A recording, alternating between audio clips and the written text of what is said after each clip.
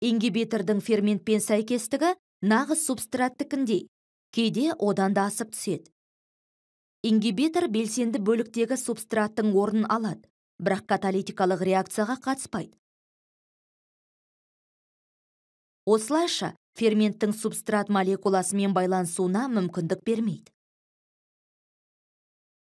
Катализатор бетінде орналасқан атомдар реагент молекулаларымен әрекеттеседі.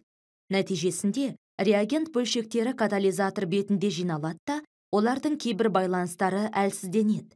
Бұл реагент молекулаларының арасындағы реакцияны тездетеді. Гетерогенді катализаторды қолдану көптеген реакциялардың үздіксіз жүруіне мүмкіндік береді. Үздіксіз процесте реагенттер тұрақты жылдамдықпен қатты катализаторы бар реакторға түседі, өнімдер реактордың басқа шетінен шығарылады. Қатты катализатордың белсенділігі оның бетіне байланысты болғандықтан, реагенттердің адсорбциясына кедергі келтіретін кез келген реакция катализатордың тиімділігін төмендетеді.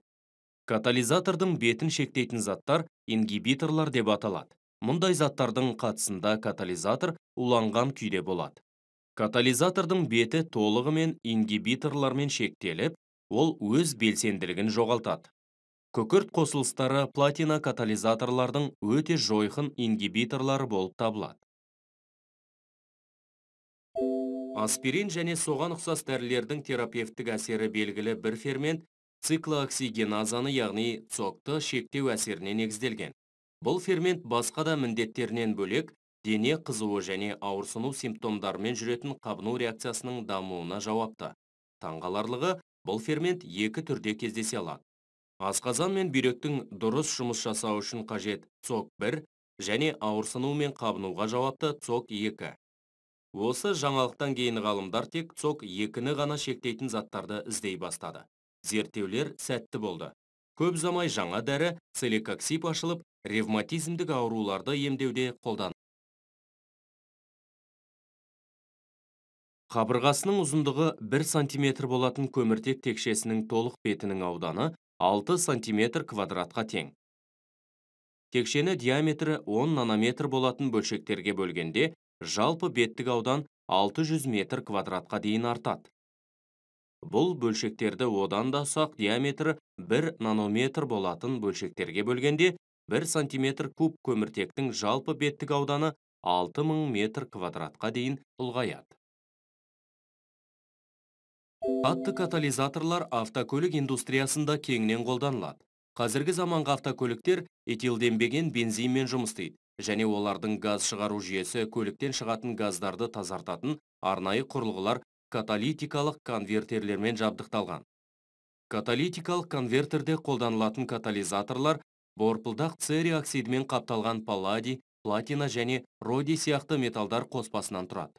Түтін катализатор қабаты арқылы өткенде, көміртек моноксиді мен азот моноксиді сияқты улы газдар қауіпсіз көміртек диоксиді мен азотқа түрленеді. Сол уақытта жанбаған жанармай қалдықтары көміртек диоксиді мен су буына дейін тотығады. Катализатор 1 см квадрат ауданға 45-тен 65 қуысқа дейін келетін қуысты құрылымға ие. Шығатын газдардың температурасы Кельвин бойынша 570-тен 1200 градусқа дейін, яғни өте ыстық болғандықтан, реакцияның жүруі үшін қосымша энергияның қажеті жоқ. Шығатын газдар конвертер арқылы бірнеше рет өтеді, және жанармай ауа қоспасының құрамы электронды түрде басқарылады. Жанармайлардың құрамында күкірт болады. Ол катализатор бетінде жиналып, оны уландыра отырып, тиімділігін төмендететін өнімдерге дейін тотығады. Қазіргі кезде зауыттарда жанармайды күкірттің көп бөлігінен тазартатын жетілдірілген процестер қолданылады. Күкірттің кері әсерінен катализаторларды күкірт 4 оксидінің күкірт 6 оксидіне дейін тотығуын болдырмайтын ванадий мен хром оксидтерін қосу арқылы. Күкірт 4 оксидінің тотығуы 2 сатыда жүреді. Бірінші сатыда оттек азот 2 оксидімен әрекеттесіп, азот 4 оксидін түзеді. Екінші сатыда бірінші сатыда түзілген азот 4 оксиді күкірт 4 оксидімен әрекеттесіп, күкірт 6 оксиді және қайтадан азот 2 оксиді түзіледі. Бірінші сатыда түзілген азот 4 оксиді екінші сатыда қайтадан азот 2 оксидіне айналады. Бұл реакцияда азот 2 оксидінің молекуласы тек оттекті тасымалдау үшін қолданылғанын көре аламыз. Азот 2 оксиді оттекпен қысқа уақытқа ғана байланысып, аралық қосылыс азот 4 оксидін түзеді. Бөлме температурасында сутек оттекпен өте баяу әрекеттеседі. Жарылу қаупі бар сутек пен ауа қоспасы ұшқын әсерінен тұтанбайынша ұзақ уақыт бойы ешқандай реакцияға түспей сақтала береді. Алайда, егер сутек пен ауа қоспасын плитаны тор арқылы өткізсек, сутектің тотығуы бірден басталады және тор реакция нәтижесінде бөлінетін жылудың әсерінен жарқырайды.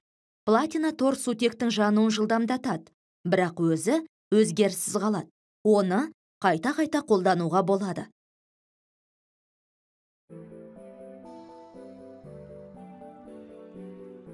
Біз 0,1 малярлы калий перманганаты ертіндісінің 0,5 мл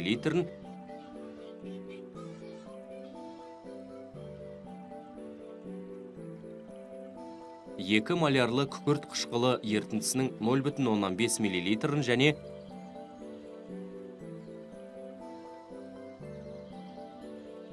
концентрлі қымызды қышқылы ертіндісінің 1 мл 2 сынауққа құямыз.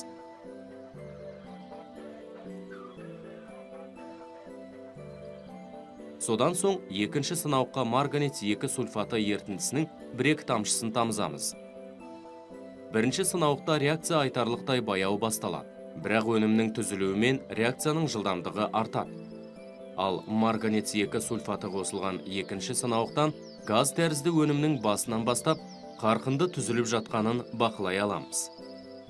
Қымыздық қышқылы келесі теңдеуге сәйкес реакцияға түседі. Марганец 2+ иондары перманганат иондардың тотықсыздануын катализдейді. Оны екінші сынауқтағы ертіндінің түссізденуінен байқауға болады. Бірінші сынауқта реакция түзілген марганец 2+ иондармен катализденеді.